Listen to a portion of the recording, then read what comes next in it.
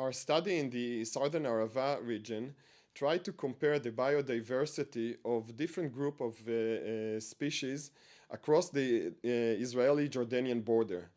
We compared reptiles, rodents, spiders, beetles, antlions, and birds in landscape units, in different landscape units, adjacent to agricultural fields and far from agricultural fields.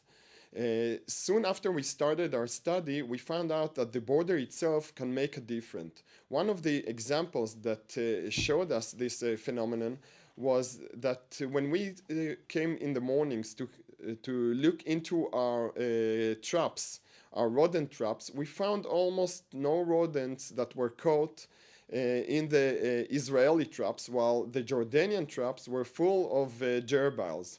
We tried to find out what could be the reason for these differences across the border, and eventually we came up with the hypothesis that the agricultural fields on the Israeli side actually attracted another species, which is the red fox. The red fox put a pressure and actually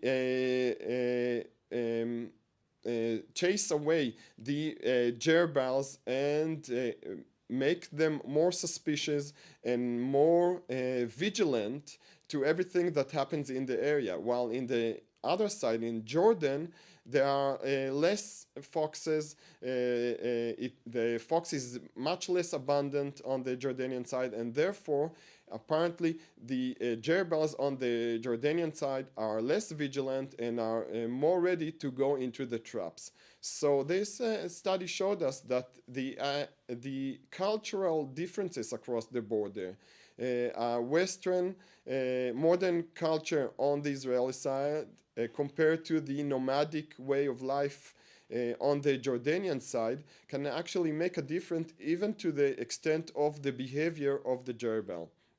Another example was the story of the antlions. We were looking at funnel building antlions in the desert soil, and we found that the antlions are abundant on the Israeli side and are much less abundant on the Jordanian side.